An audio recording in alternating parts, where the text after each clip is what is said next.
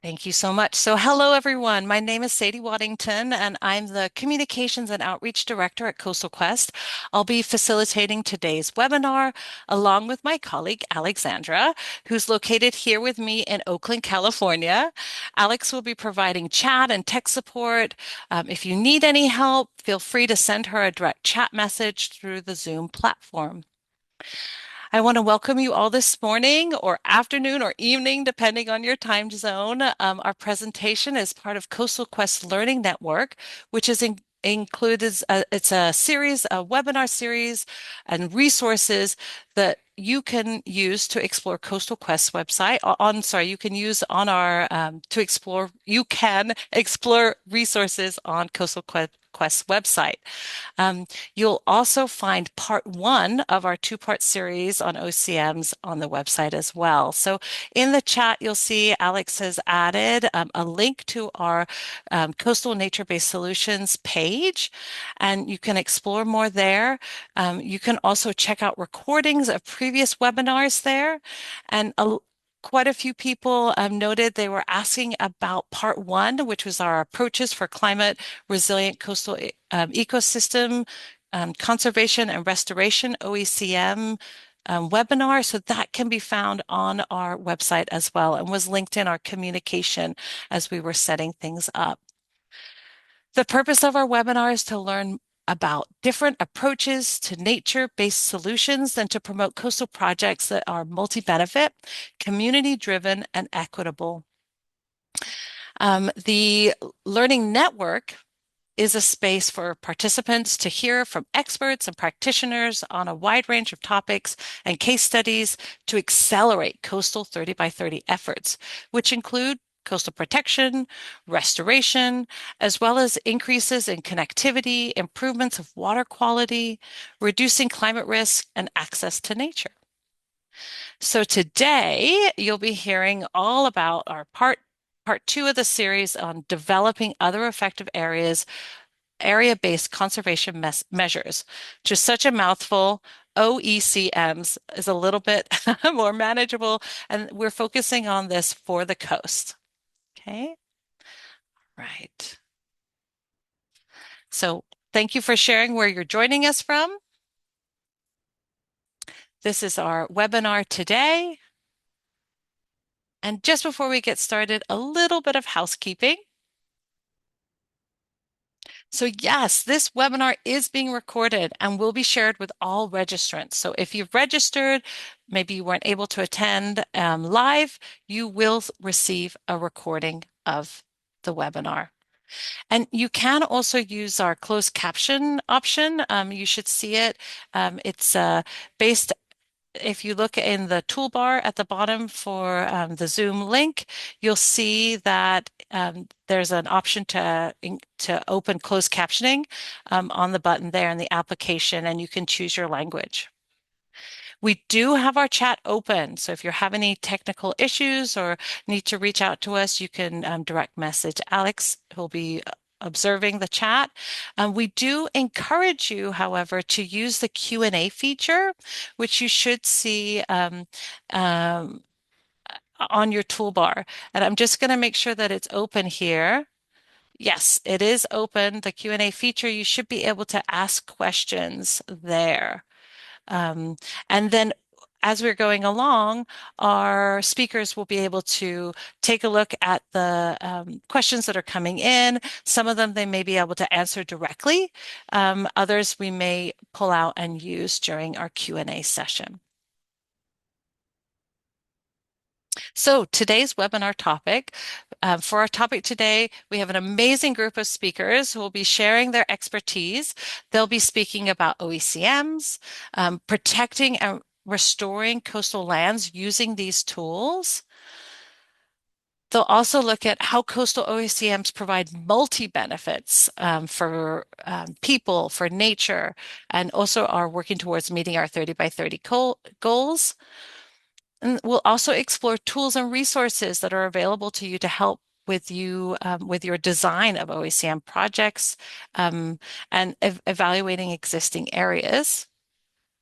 And then we want to get inspired We want to start thinking creatively and look for that positive change.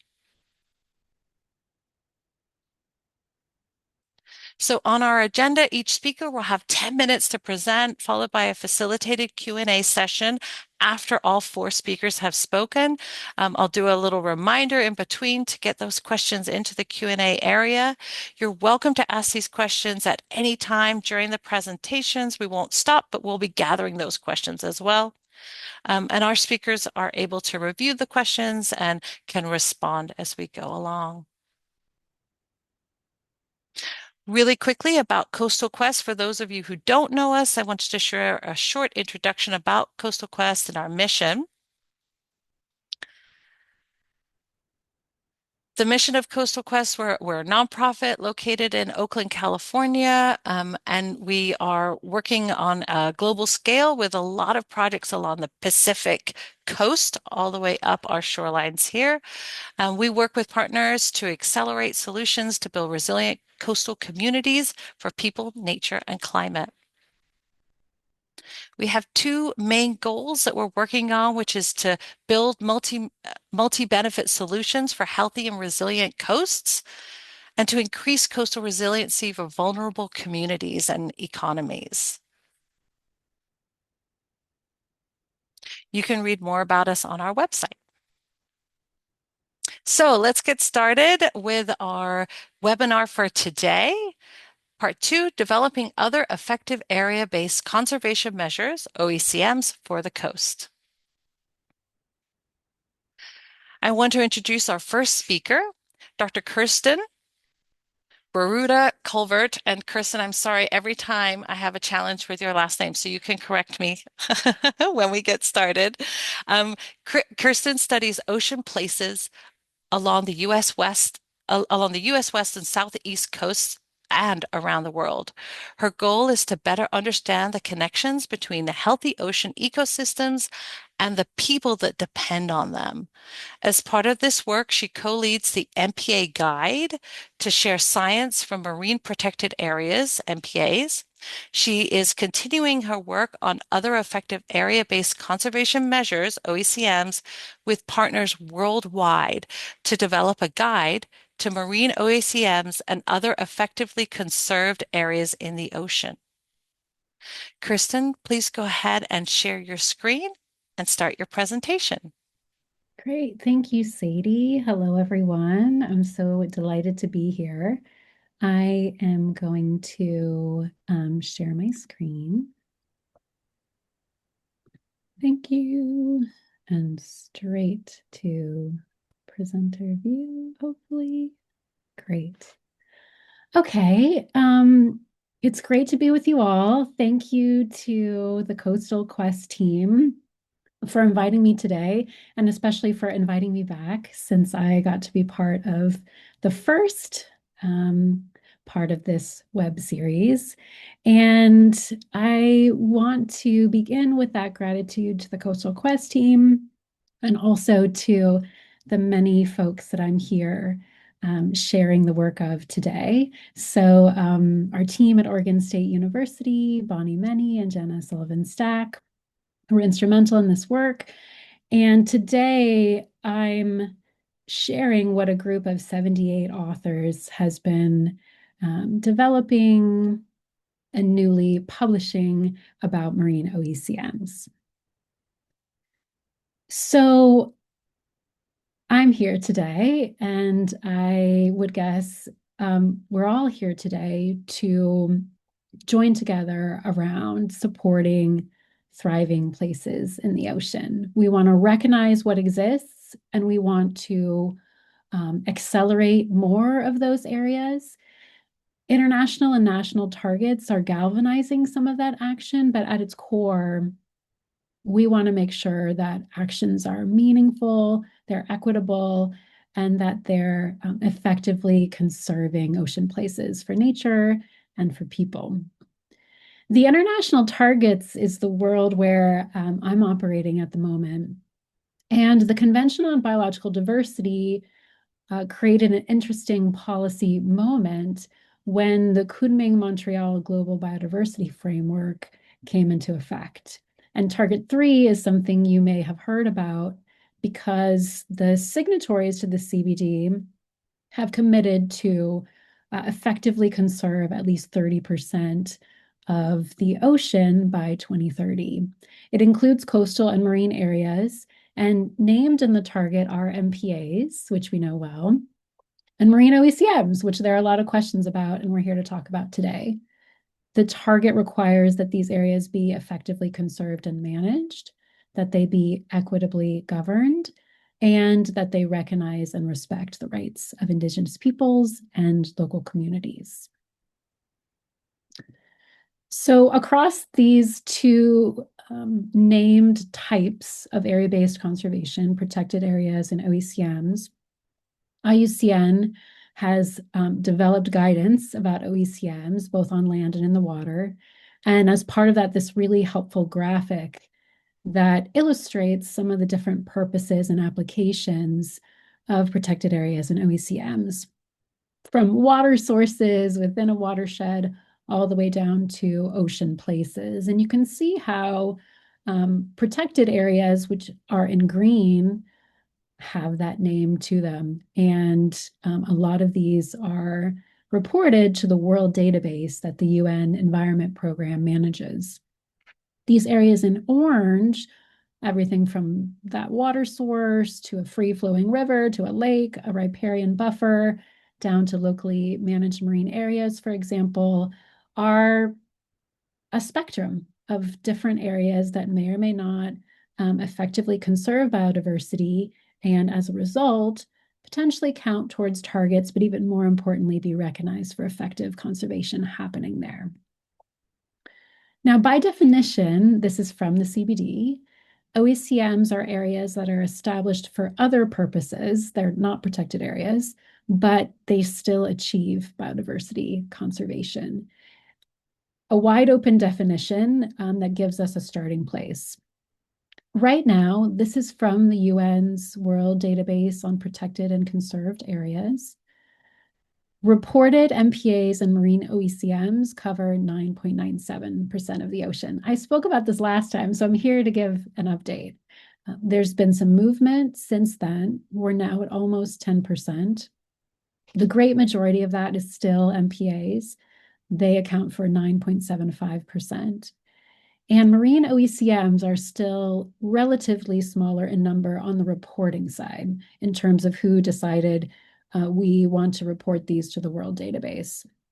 There's only 229 at present. And when you compare that to the number of terrestrial OECMs that have been reported, there are far fewer. So lots of things are happening right now, questions about OECMs in general, and especially in the ocean. As part of that, we recognize that because these areas are so diverse, many different types of purposes and reasons they may have been established, but biodiversity conservation taking place there, what happens in these areas matters. And we can examine the types of activities, human uses in these areas, and understand how they support or reduce biodiversity, depending. And we think that this can help clarify and count what effective conservation looks like in marine OECMs. Importantly, because countries are making decisions, in the US, states are making decisions. So how can we use the best available knowledge and science to support understanding about OECMs? Last time I spoke about a working group that's been underway, and I have updates to share with that as well, because this working group was set up to understand what OECMs are in the ocean and how we can bring multiple perspectives and types of expertise to helping to give some clarity about what might be an OECM.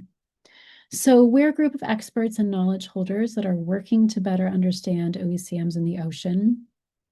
We're using natural and social science, traditional knowledge and wisdom, and other ways of knowing.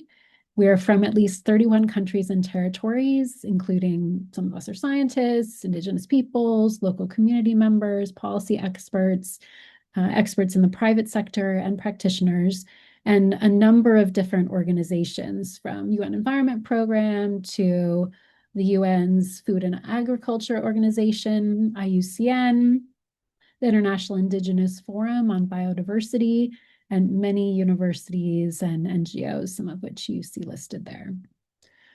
Our approach was to think about what might be a marine OECM. Some have been reported, many more are in discussion, and to use multiple types of knowledge to understand the different activities happening in these potential areas and how they interact with biodiversity. So we approached this in kind of a two-pronged strategy where we looked over published literature, reports, um, firsthand studies, synthesis studies, to see the interaction between biodiversity and different potential activities in OECMs. And that resulted in about 500 unique references that are including some of these data. And then the second approach was to collate expert experience and including traditional knowledge. So, for example, this was set up because we were looking at activities that we could look at data in a published paper, or we could also join together in dialogues, for example, led by the International Indigenous Forum as one of the leading partners in this work to learn about generational information about these activities and how they interact with biodiversity. And that's how we created what we're calling the Marine OECM Guide and the expanded guidance that summarizes all this evidence. So we tested our findings using case studies from around the world. And what I wanted to share with you today is that there are some interesting findings in terms of the different types of activities that might be happening in potential OECMs. And so we identified 13 main types. There are a range of activities you can see from top to bottom, and either supporting or reducing biodiversity. So everything from stewardship and sustainable practices all the way to artificial structures, anchoring, very specific different types of uses. And even within those, what our review and analysis found is that there's a spectrum even within a single type of activity. So, for example, stewardship and sustainable cultural and spiritual practices, these are a lot of blue, which in our analysis means highly supportive of biodiversity. If we look at something like recreation, there's a range. You can think of areas where ecotourism is happening and tourists are actively supporting biodiversity. All the way through, let's think of some of the areas around the world that are really targeted by a lot of tourists in a small area, frequently with a lot of intensity, and those can have negative impacts on biodiversity. And then finally, if we skip down to an example like shipping, this is a large-scale activity that has overall reducing effects on biodiversity. So the Marine OECM Guide uses knowledge of these activities and key other best practices for what can help an OECM be successful in conserving biodiversity. And we hope that this will be useful for understanding what sites might be OECMs in the ocean. Our next step is to publish this. We have submitted it to a journal and it's in peer review. But even more importantly, to share this, to hear dialogue and feedback in forums like this here at Coastal Quest and other places, so we can better understand OECMs that are under consideration at the moment or have already been reported. We want to combine knowledge about activities with what's happening in marine OECM with other global guidance. And this Marine OECM Guide was developed to work together with the CBD criteria for OECMs, for example, IUCN's guidance on OECMs, FAO's guidance on OECMs. And this guide fills this really important gap in being able to understand how areas around the world in different contexts from different sectors, for example, compare and contrast when we think about what they can do for biodiversity. We want to be able to use these and share them and understand that important biodiversity conservation piece of OECMs. So there are so many areas around the world. These are just some pictures of areas that might come under consideration. And I'm really pleased to be here today and to learn from the other speakers, bringing areas from different contexts, different places to this dialogue about what may or may not be an OECM, but even more importantly, what efforts are underway to conserve biodiversity in the ocean. So thank you so much. To learn more, here's a quick QR code, and please feel free to reach out to any of the three of us, and we'll connect you with any of the other 78 authors in total and our network of folks around the world who are working on OECMs. Thanks. Thank you so much, Kirsten. That was very educational. Every time I hear you speak, I learn a lot more. So let me go ahead and share screen here. Perfect. So, our next speaker is located in Hawaii at the moment and maybe undergoing some severe weather activity. So, Kevin Chang. Kevin is the executive director of KUA, a capacity building and network facilitation mechanism for rural and native Hawaii community-driven nature. Natural cultural resource management initiatives. That's a mouthful. KUA means grassroots, growing from through shared responsibility, and the acronym KUA means backbone. KUA was called into action, into creation in 2011 by a statewide network of grassroots rural and Native Hawaiian community groups. Today, the KUA supports three community group networks that touch on approximately 70 regions across the state. KUA is also involved nationally as a member of the America the Beautiful All for All and the next 100 coalitions, and internationally with the ICCA consortium and as an inaugural IUCN Indigenous People Organization. Kevin, thank you so much for being here. Hopefully, the weather is not going to interrupt your connectivity with us. And I will let you go ahead and share your screen. Thank you, Sadie. Let's see here.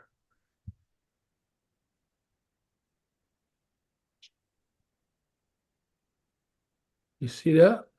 Almost. It's coming. Yes, that's perfect. Thank you so much. Yeah, thank you, Sadie. Aloha, my name is Kevin Chang, coming from you to you from Kahalu, Oahu, in the state of Hawaii. Um, Honored to be here. We've actually, my organization is a member of the IUCN and has worked with Kirsten on the report she talked about. So hopefully it comes out soon so you can check it out. Let's see. So I got to figure out how to work this. Where's my arrow? So my organization is called Kua Aina Ulu Awamo, which means grassroots growing through shared responsibility.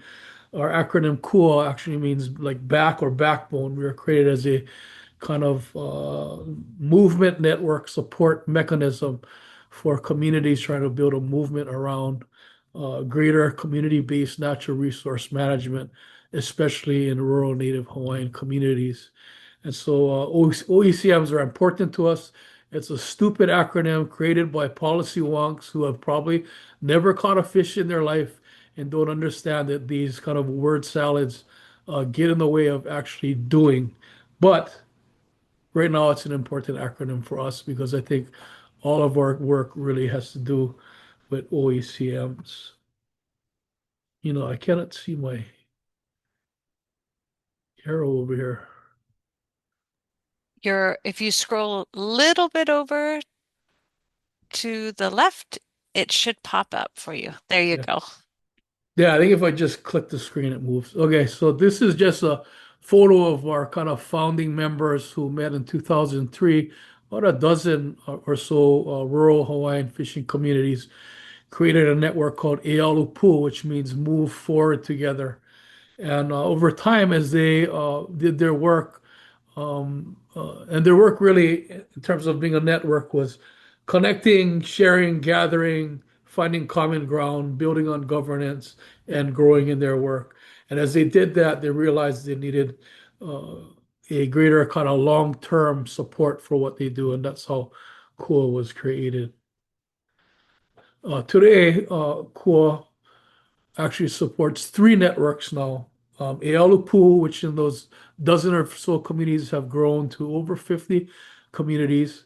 The Hui Malama Luku'ia, which is a network of traditional aquaculture restoration initiatives, and the Limu Hui Network, which is a group of elders concerned around the perpetuation of knowledge, use of, and existence of native Limu.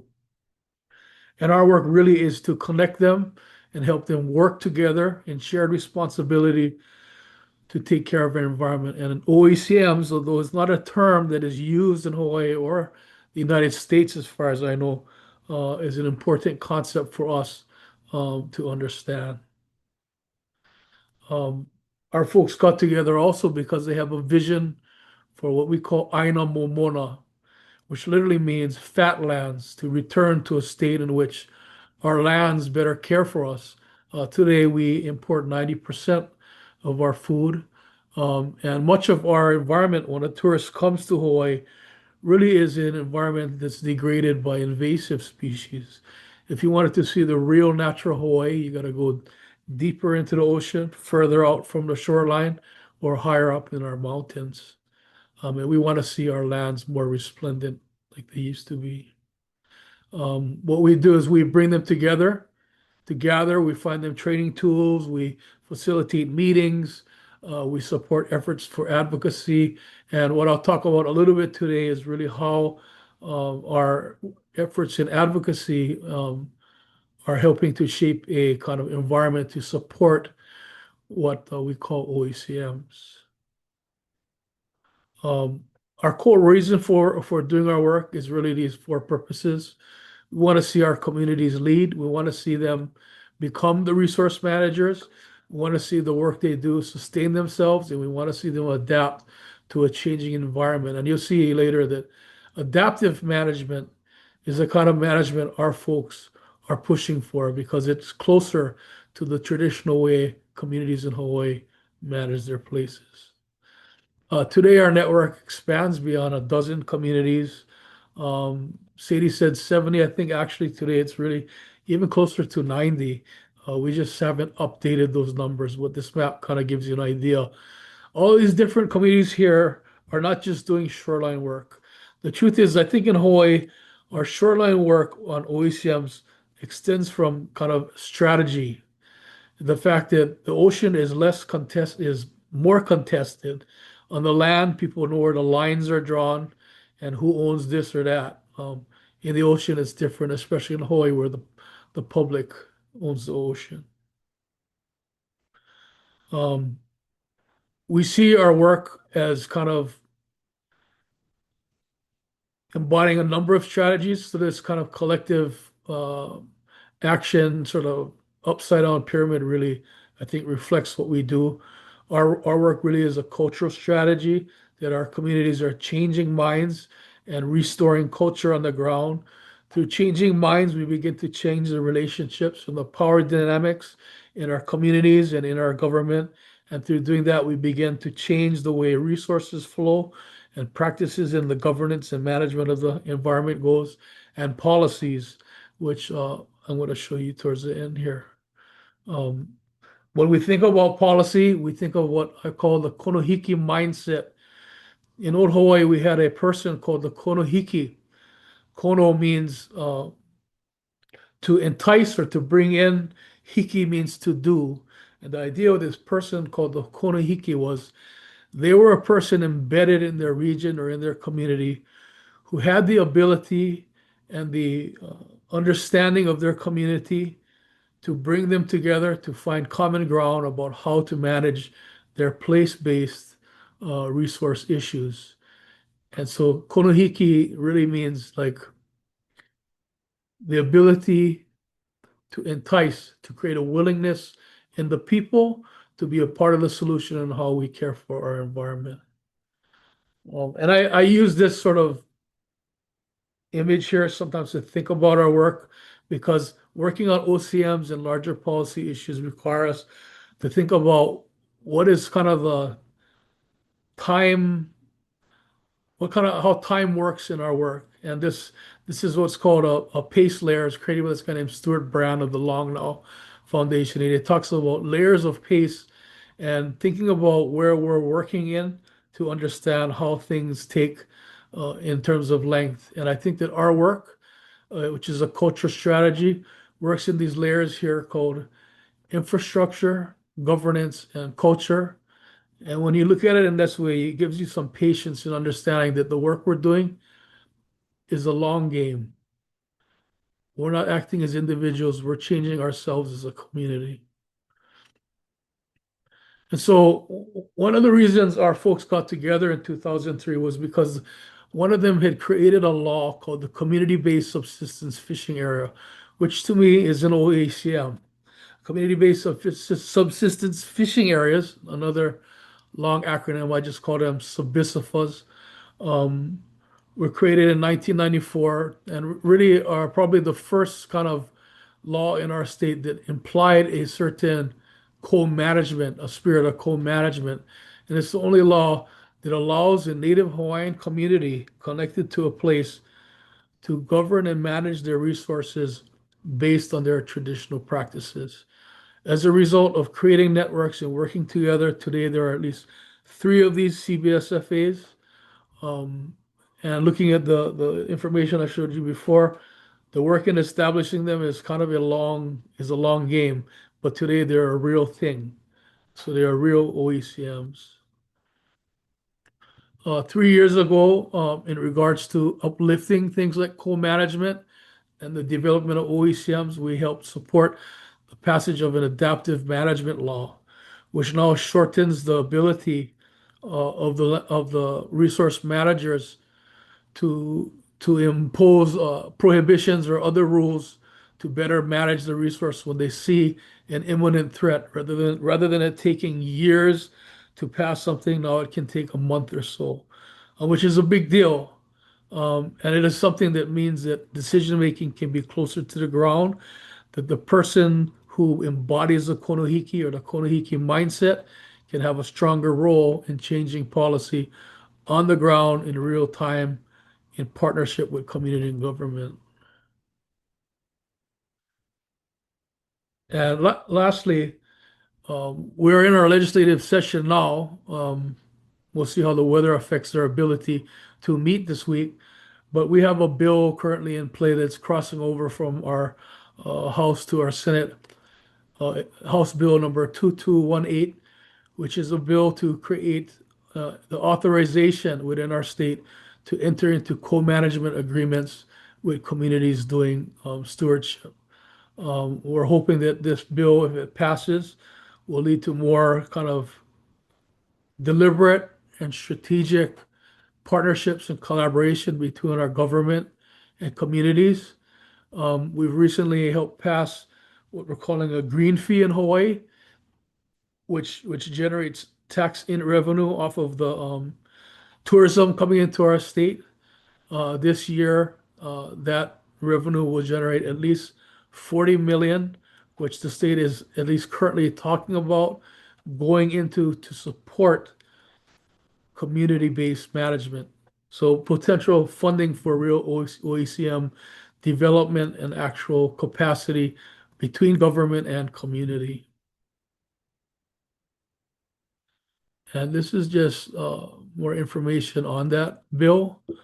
Um, I can share more in the chat, but I think these are kind of specific examples around how do we build support for the development of OECMs, developing more adaptive management capacity, developing rules that allow government to enter into agreements with communities, and developing policies that generate the resources to support these efforts.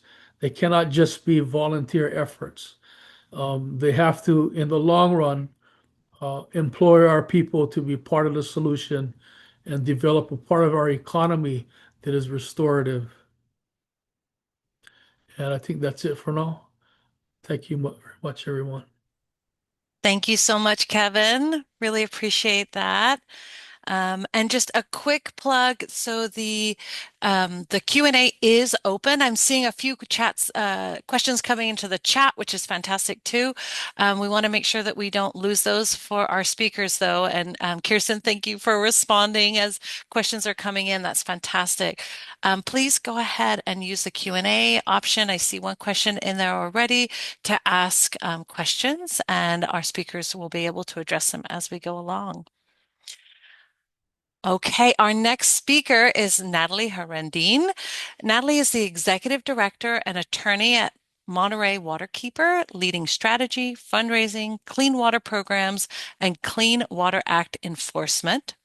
Natalie is a California attorney and nonprofit executive with extensive experience in environmental protection, housing justice, and community empowerment across the Central Coast. Natalie is also the founder and CEO of Wilding Conservatory, advancing ecological restoration and community-based stewardship. Previously, she led the Center for Community Advancement and served as Director of Litigation at Legal Services for Seniors. So, Natalie, I'm going to go ahead and share your slides. Just let me know when you see them up. There we go. Is that Um, showing up for you?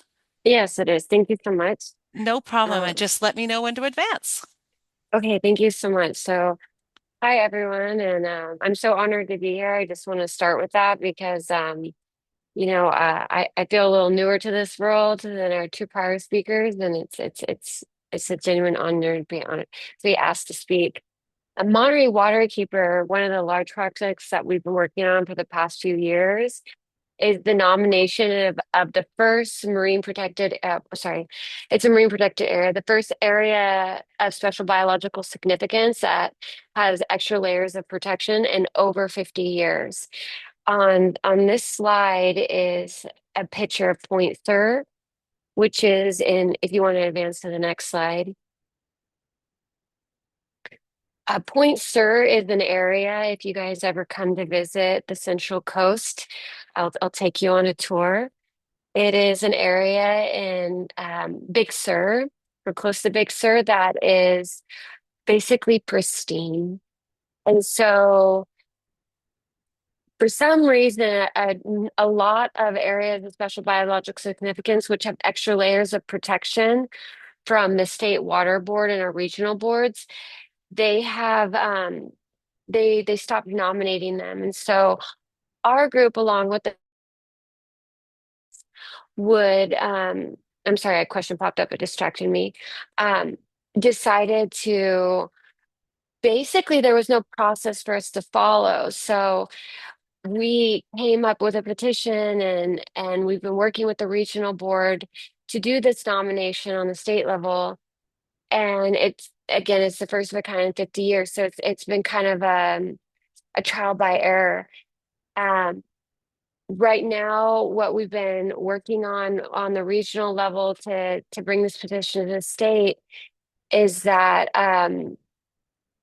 there we have to talk. There is a ranch. It's called Elser Ranch on the property or off the coast, and they have a conservation easement. They do grazing, and it does have benefits to the land. But they do have discharges that are going off into the coastal area. So what we're hoping is that there will be no exceptions to discharge, which is how it's been in the past. And what the regional board is wanting to do is to negotiate with Elsa Ranch. And I think that's the issue on the table, but we're standing pretty firm that there should be no exceptions to discharging. Um, I go to the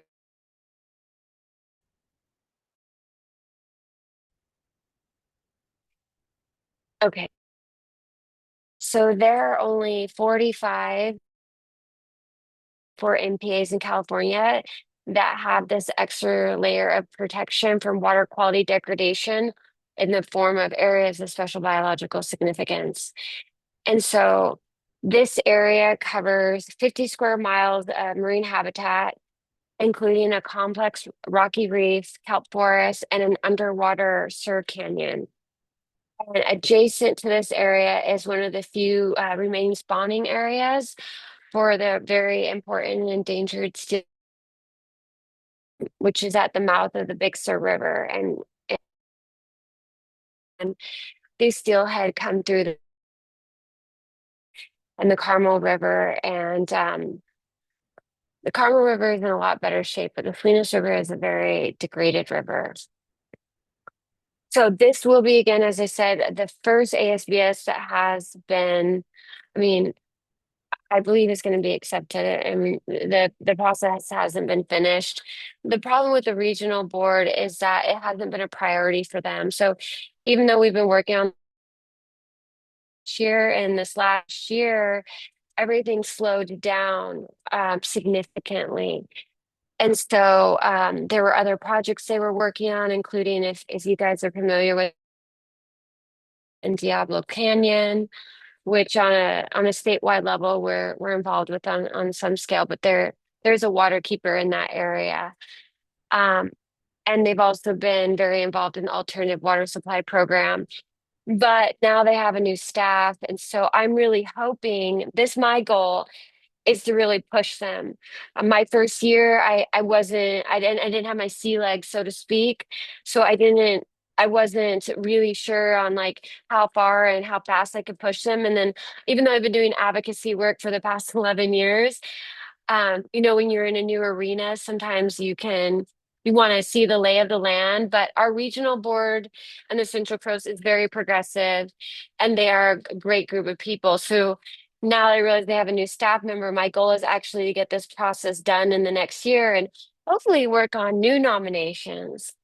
Coastal Quest is working on a map and if any, other people have interest, I think what we need to have more of these areas protected. So there's these extra layers of protection, but we also need enforcement.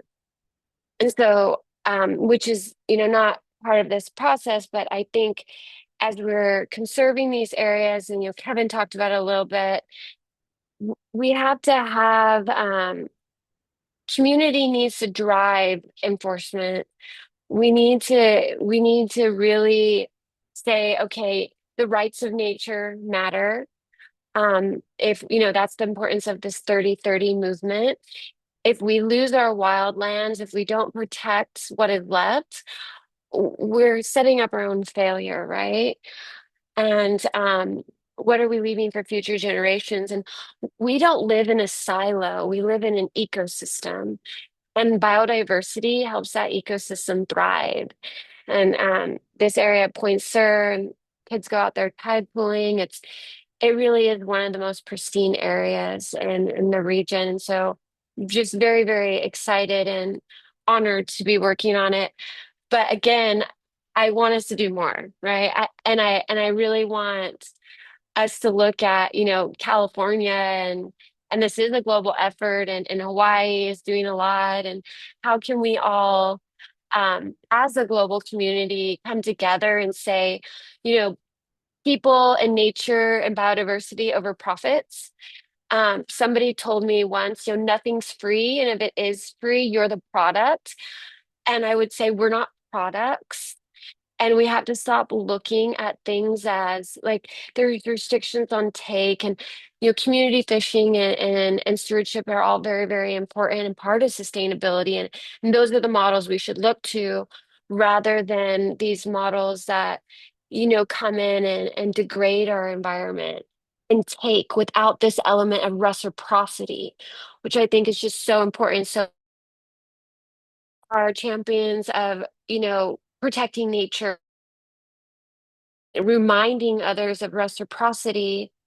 And I think we can look at our global community in Ecuador, where they have passed laws for the rights of nature. Those are next steps that we're taking institutions. And then in our right now, we're not in an ideal climate, obviously. But that's it. And thank you so much. Thank you so much for your time. Thank you so much for joining us. And I look forward to meeting all of you in person one day. Thank you so much, Natalie. I'm going to shift over. And I'm sorry, because we were sharing screen, we didn't get your headshot. So there we go. I just want to make sure that we have that. Appreciate that. And I'm sorry, folks, there was a little connectivity issue there, but I think we made it through. I'd like to introduce, it's my pleasure to introduce my colleague, Mary Ann. She's a member of our Coastal Quest team, located here in Oakland, California. Mary Ann is a project director with Coastal Quest and brings over 18 years of experience implementing high priority, multi benefit projects and building interdisciplinary partnerships to achieve nature based adaptation and management solutions on the California coast. She has expertise in partnership coordination and stewardship, grant writing and award management, water and natural resource policy, and on the ground project planning, permitting, and implementation. Marianne received a BA in political science and an MS in environmental science, policy and management from the University of California, Berkeley. She's passionate about connecting people with nature through conservation, art, and recreation. All right, Marianne, I'm going to stop sharing. Thank And you, Sadie. Here we you're welcome. go. All right. Can you Looks see good. my screen? Excellent. Yes, looks Awesome. perfect. Thank you, Sadie. And Natalie, I wonder how many folks are going to take you up on that offer for a tour of Point Sur after after you mention that. So thank you again, Sadie. Today, I'd like to introduce you all to a tool. Natalie alluded to it. It's a tool that Coastal Quest has developed to support both future nominations for state water quality protected areas and also their review in California. And as Kevin alluded to, there's a lot of acronyms. So we'll dig into the SWQPAs and a few more acronyms here. But all of this is to help achieve coastal 30 by 30 goals. So as Sadie mentioned earlier, Coastal Quest works to build multi-benefit solutions for healthy and resilient coasts. And one of the ways that we do this is by creating tools that hopefully make it easier for organizations to protect coastal ecosystems. We're especially focused on nearshore habitat, coastal intertidal, wetland, and watershed habitats. So some of the examples of our work include increasing the number of areas of special biological significance, which Natalie mentioned, and which I'll talk about today, enhancing existing protected areas to conserve biodiversity, protecting and restoring blue carbon habitats and estuaries, promoting access to nature, and promoting climate resilience. So since 2022, Coastal Quest has been working to develop a state water quality protected area assessment tool.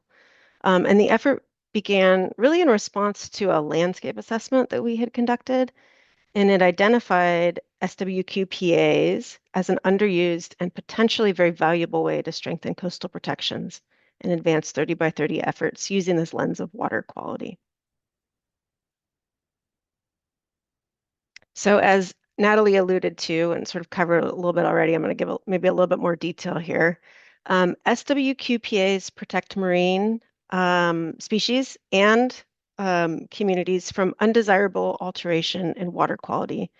They're administered by the State Water Resources Control Board, and there are currently 34 SWQPAs in California, all of which are designated as areas of special biological significance. ASBS, areas of special biological significance, that's one of two categories of SWQPAs. And the second is called general protection, or SWQPAs/GP. That category was created to protect water quality within marine protected areas, and ASBS are outside of marine protected areas. All of the current ASBS were established in the 1970s. And as Natalie mentioned, there's one nomination pending, the one that they supported for Point Sur. Alexander will put a link in the chat that has a map of the existing areas of special biological significance, if you want to check it out. You'll probably recognize some of the areas: Carmel Bay, Pacific Grove, La Jolla, Año Nuevo. Okay, so at Coastal Quest, we've been interested in how organizations and communities can better use this potentially valuable avenue for coastal protection. And it's a public nomination process. So the SWQPA nomination process is a way that communities can nominate and potentially secure additional protections for their local coastal areas. The public can nominate new ASBS or SWQPA-GP at any time, and nominations can be submitted through the State Water Resource Control Board's formal process outlined in the California Ocean Plan. One of the major barriers to this process is the ability to access and compile the information necessary for a nomination and the time and the cost associated with both. So we've noted that. And in terms of 30 by 30, as California is working toward its conservation goals, the state is exploring how conservation areas like SWQPAs and areas of special biological significance can also support these areas. I think they're currently candidate conservation areas for 30 by 30. So here we saw an opportunity to promote the use of SWQPAs. And in 2022, Coastal Quest and the State Water Resource Control Board launched a pilot tool that covers the Central California coast.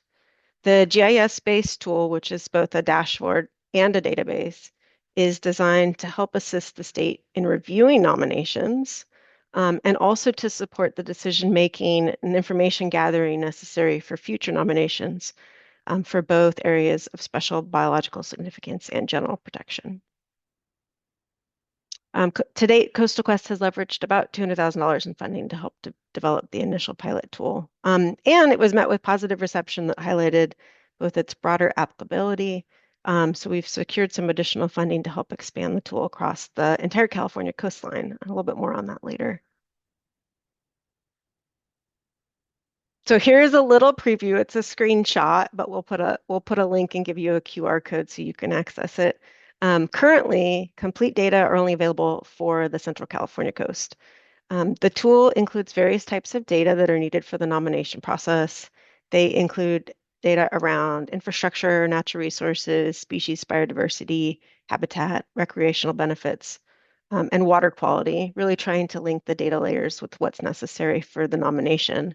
And it helps users visualize the attributes within existing areas of special biological significance as well. So hoping it can support both nomination and also just general access to information.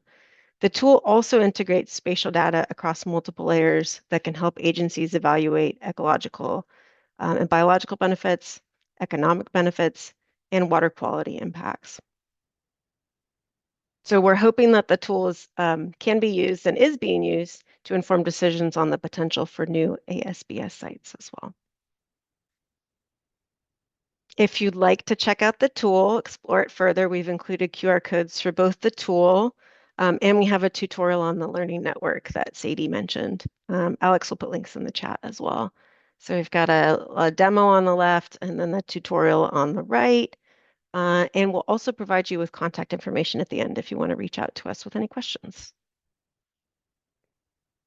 And now the update.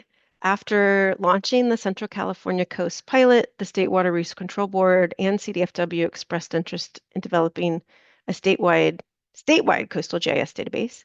And in response, we secured some additional funding to help expand and to update the tool to cover the whole coastline of California. We're hoping that the expansion will allow us and others to evaluate opportunities to extend the SWQPA network, particularly in regions that overlap with or adjacent to marine protected areas, and also to expand and strengthen the existing ASBS network, making it easier to nominate areas of special biological significance and also to evaluate those nominations. So we're happy to announce that the tool expansion launches this summer, and we hope that you find it useful, and we hope that it helps California meet its ambitious 30 by 30 conservation goals. A special thank you to our partners at the California State Water Resource Control Board and the Green Info Network for their collaboration and support in developing the tool. And if you have any questions or you're interested in learning more or you want to use the tool, feel free to reach out to me or Alexandra Stella, and we've put our contact information here on this last slide. Thank you so much. Thank you so much, Marianne. This is a really great tool that we're building and expanding, and we want to get it into more hands and get more feedback and continue to grow and move this tool into so it can really help facilitate action. Great. Appreciate that. So we are in the facilitated questions portion of our webinar. This is a time when our audience is welcome to enter questions into the Q&A area. You can see that on your Zoom toolbar. I'm going to kick us off with a few facilitated questions, and then we'll open it up to the audience and also to our speakers. I know there's been quite a lot of activity in the chat, which is fantastic. If there's something in there that you want to highlight or elevate for the full audience verbally, feel free to pull on that as well. But just to kick us off, I'm going to stop sharing screen so we can see everybody's faces. It's a lot more fun that way. And Alex can spotlight our speakers. I think you can spotlight the group of them at the top, which would be great. I'd love to start us off and kind of circling back to Kirsten. Can you speak to all the different types of tools available, not just the criteria for developing an OECM, but some of the tools that are available for really identifying, managing, etc. And there was a question that also popped up from in our registration also specifically to tribes, if you have any tools there that might be, or for different groups, if there's specific groups as well. If you could share some examples of the different types of coastal OECMs that are coming up and how they can be implemented as well, would be great. So, Hi, Kirsten. Sorry, before you begin, Kevin, can you turn your video on so I can spotlight you, please?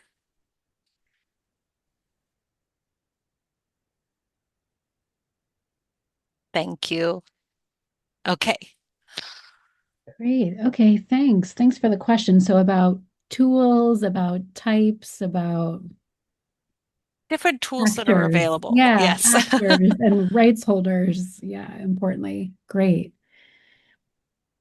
I'll start with the tools bit, and tools can be used in a lot of different ways, right? It can be tools for thinking about helping to support these areas and recognize them, tools for making sure that self-determination drives what's recognized and reported as OECMs. And it can also just be the management practices themselves that may be OECMs and they already exist, and it can be an opportunity to recognize them. So on the guidance side of tools, IUCN and the CBD, right, put forward some very specific criteria, of which biodiversity conservation is one, not being an MPA is another, and how governance works in them is also part of that. So OECMs are a big picture. The effective in OECM by the CBD's definition is for biodiversity conservation. So I think any way we think about tools that can help support recognition of that, and then also support understanding of how it can be replicated and increased. On the different types, there are so many, and you can probably tell from what I shared today, the working group and the dialogues really uncovered so much potential. There's so many areas already existing that might end up being recognized as OECMs, and I think that's a really important and momentous opportunity. And then also it really requires us to think about the how and the process behind it. And when we have these amazing case studies of areas that might be OECMs, to look to the leaders, the owners, the rights holders who are doing that work. So in terms of tools and supporting for tribes, for example, I would say it's basically learning from and supporting and amplifying when the work is happening. The last thing I would say is someone had raised in the chat a question about MPAs and OECMs, and both are tools, or let's say general bins of tools.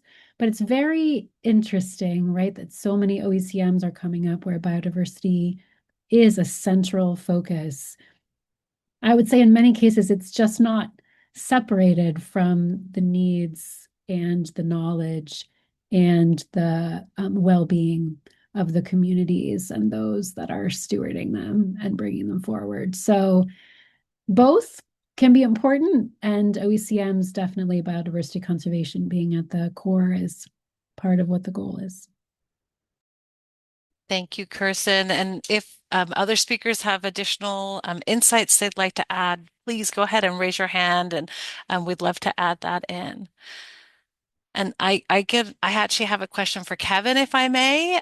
So Kevin, can you share some lessons learned on best practices for communicating a project or coastal solution as an OECM, specifically for the public or political leaders?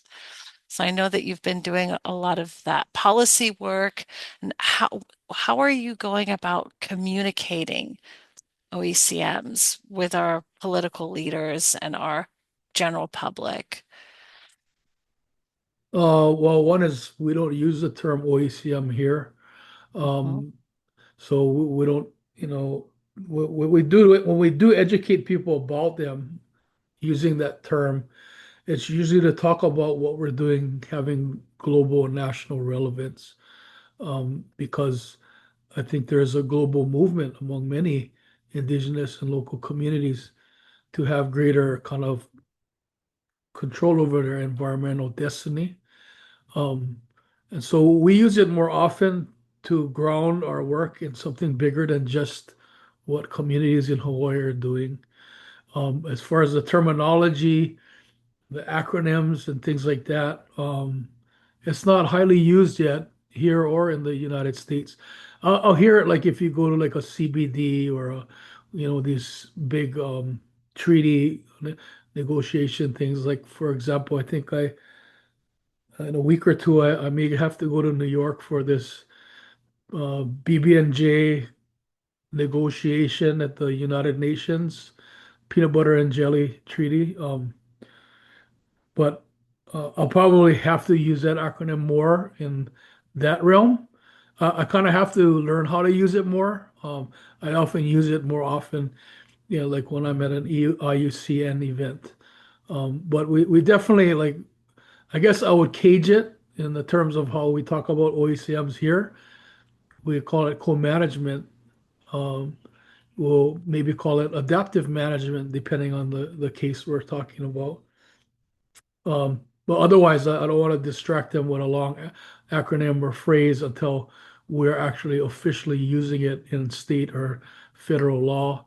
I do like when we do go to some of these larger global meetings, and let's say if I run into somebody who works in the Department of Interior or a policymaker like our senators or representatives for Hawaii, I will use that term because I want them to know that uh, it's happening. More co-management was happening at the federal level before this new administration, and so it's irrelevant. It's just not currently used. In fact, some people call them ICCAs, uh, ILCs, TPCs, blah blah blah. I don't know all the acronyms, but they're happening. We're just not all calling them OECMs. The United Nations even has a website to record ICCAs that communities are establishing to sort of help track that, which is kind of part of I think the work Chris and them are also doing. There's a lot of effort trying to do that out there. Thank you, Kevin. Really helpful. Appreciate that. And speakers, if you have other things to add, please feel free to raise your hand. And I'll keep us moving because we have a lot. We had so many wonderful questions that came in from the audience during registration. So I want to get to some of those as well. I know some additional ones are coming into the chat before we open it up directly to our audience. So Natalie, drawing from Monterey Waterkeeper's experience and your experience there, do you have any advice to organizations that are considering nominations for areas of special biological significance at this time? So I think, well, so I was just talking with someone about yesterday, Chelsea too, who was the executive director before me, and I was like, we should just nominate all and through and make them a priority. We have a little different approach. And she's like, you're going to overwhelm them and then they're not going to want to work on it. But so there's, different people have different approaches, right? I've been a lawyer by trade. I can be very aggressive. And it has served me well in many cases where people avoid, and in order to get things done, I push, push, push. I used to joke and said, well, I can be the most annoying person in the room. And that doesn't mean like yelling at somebody, right? I mean, I have, right? But that's not necessarily an effective strategy. But making people understand this is a priority, right? Um, I think what we're having to is such a crisis, a global crisis that actually has been building for decades, right? And then the UN came out that report, I don't remember how many years ago, and people were like, oh my God, we're all going to die if we don't do something. And so I think my strategy would be, get community involved, right? I think what's important is that these are a lot of elected officials. They have a duty to the public. It is their job. It is their livelihood. It is your taxes. And to make things understandable, I don't use the term OECMs either. I also learned very early in my career to make things as understandable as possible because complicating issues is what drives community out. It's what under empowers people. It makes what people feel, and feeling helpless and losing your confidence, it's the worst. It's just the worst. And I actually think that the majority of people love nature and want to safeguard and care for it and care for their environment, and they just don't know how. Because that's how I have felt at points. And sometimes being around children really inspire me because they are like, yeah, I can do it. And I'm like, yeah, we can. You know, so my advice would be don't be scared to be annoying. Because I'm working with someone that's, probably about 17 years younger than me. She's like, I feel like I'm bothering them. And I was like, why do you care? At the end of the day. So bother people, be annoying, be fun about it, like it's be that fun, annoying person and really involve community. And if you're feeling overwhelmed, maybe call Kevin because I'm so inspired or Kirsten because or Mary Ann. I'm gonna call Mary Ann and figure out like how many more of these can we do? And like if you're in the Central Coast where I am, that's mapped out. So we can do it together, you know? Thank you. That's great. Thank you, Natalie. Yes, together, I think that message of community and getting brainstorming with others, especially when you're feeling unempowered and you're looking for methods to move forward. Um, I also, let's see. So I did have a question, and Alexandra, you've also worked with Marianne on our tool, and I was wondering if you had a wish, what would be the next step for this tool? If there's something about the tool that you're like, I could see if we could just do this as we expand it, what would that be? I mean, I think the big thing is we want it to be useful, right? So we want to get it into folks' hands. And I think we have a hypothesis about it's grounded in, interviewing folks and talking with the regional board and talking with folks who've thought about nominations.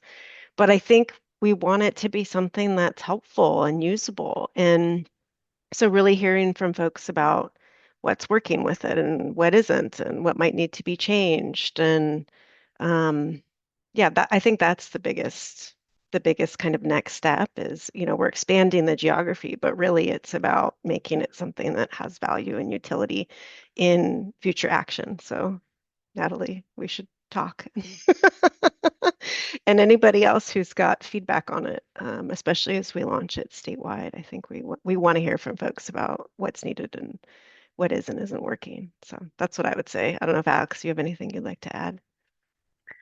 No, that was great. I think just overall, the creation and expansion of the state water quality protected areas throughout California, and hopefully the successful nomination and acceptance of a new ASBS would be an exciting feat.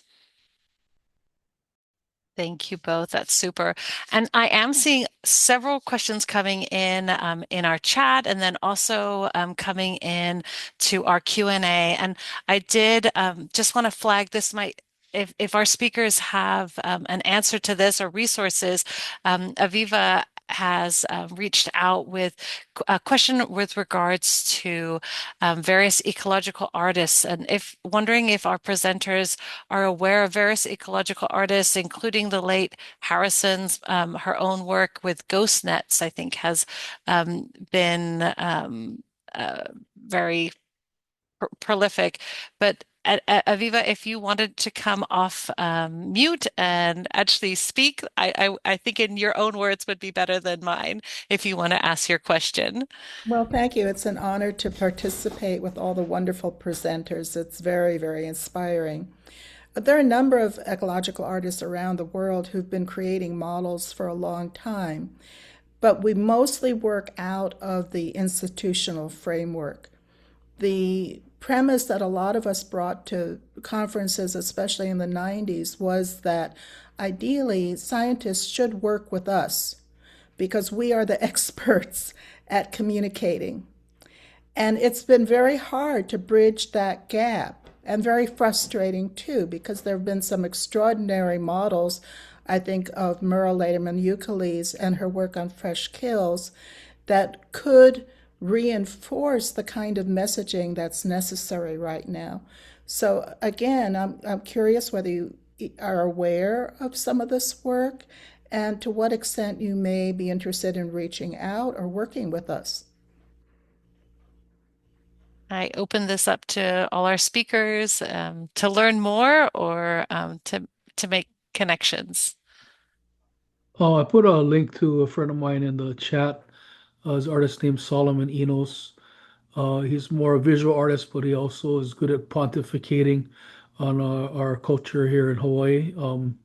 He also does a lot of public art. I think he's actually going to be um, doing some public art at our Capitol, actually to the facility itself. Um, but I'm a musician too, so there's a lot of time before I did this work. I was an entertainment lawyer and I worked with various artists, including Solomon Enos, and I think he's an interesting person to look into. Yeah. Thanks, but I want to emphasize I'm not talking about artists doing traditional things that are associated with what artists do, including public art. I'm talking about actual models for restoring habitat.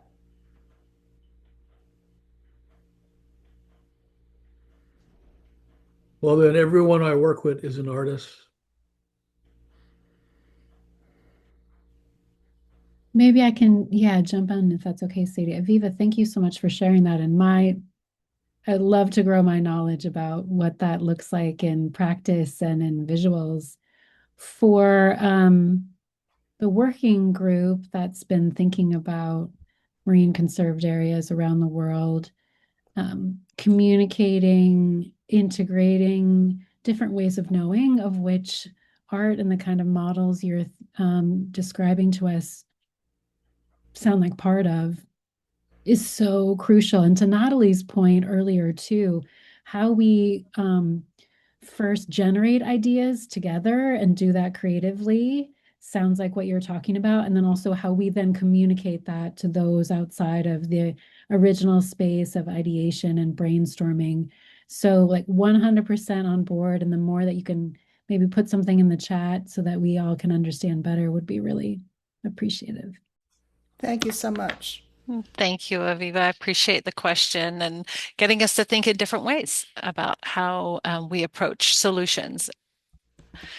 Okay, I think we have just a few more minutes here to answer questions. I see a couple in our Q&A here. Um, there's a note, sadly, MPAs can be listed even if paper parks, while OECMs must provide evidence of effective management.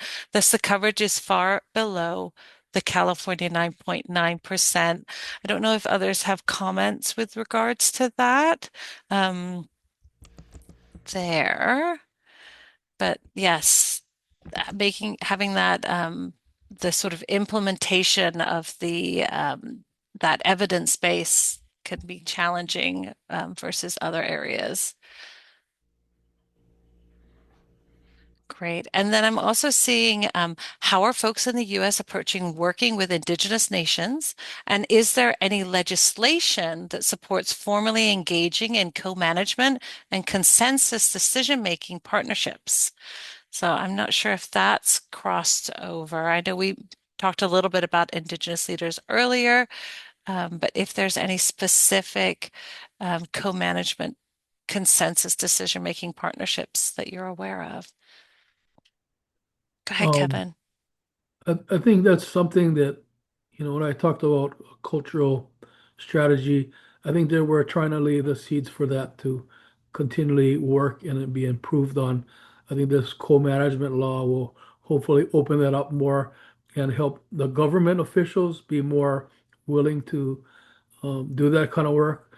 First, in Hawaii, Native Hawaiians are not tribes and do not have the kind of same recognition that tribes currently do, although they don't want to be a tribe.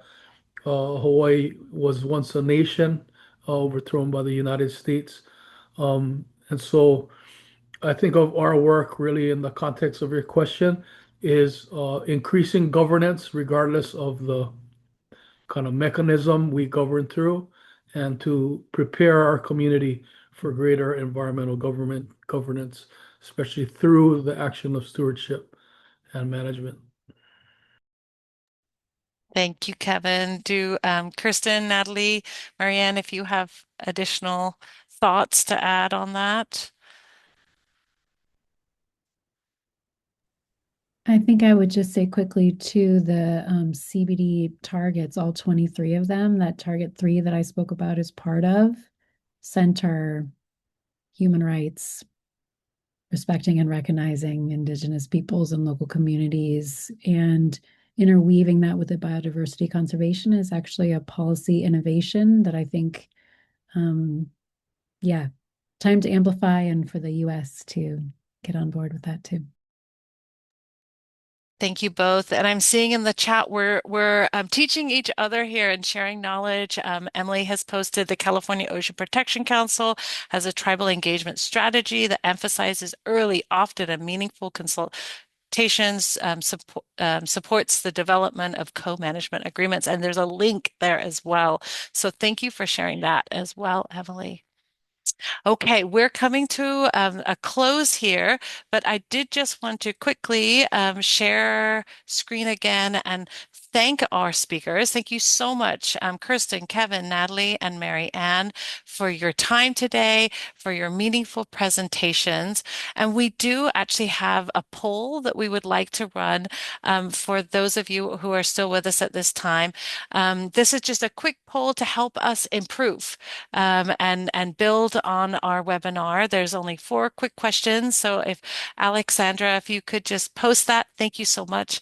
There's 4 quick questions, yes, no answers. We won't share the results. This is just for our internal knowledge, and it's very helpful if, as we're closing out, you could just respond to that poll. That would be great. And for our speakers, if at this time, while we're just collecting that data, if you have any closing remarks or anything that you feel that we haven't covered today, not to put you on the spot, but feel free to raise your hand if you'd like to share a final message with our webinar audience. Natalie, go ahead. Don't. I just want to say thank you so much. I do have to jump because I am at another convening, and it was such an honor, such an honor. And I'm so excited to go to the rest of the webinars and listen to other brilliant people. So everyone have a beautiful, beautiful day. Bye. Thank you so much, Natalie. It's great.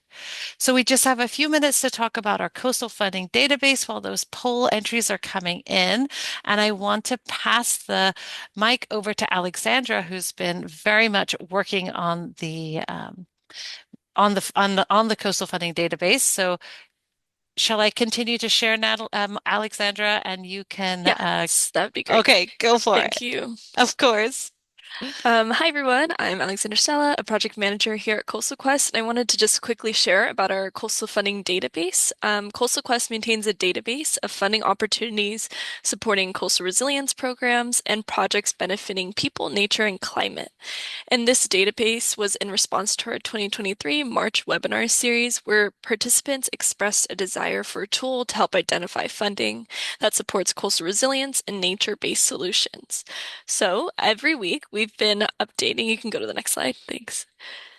Every week, I've been updating the database with grant opportunities that support a wide range of multi-benefit coastal solutions, including nature-based solutions, disaster resilience, 30 by 30 protection, conservation, and restoration opportunities.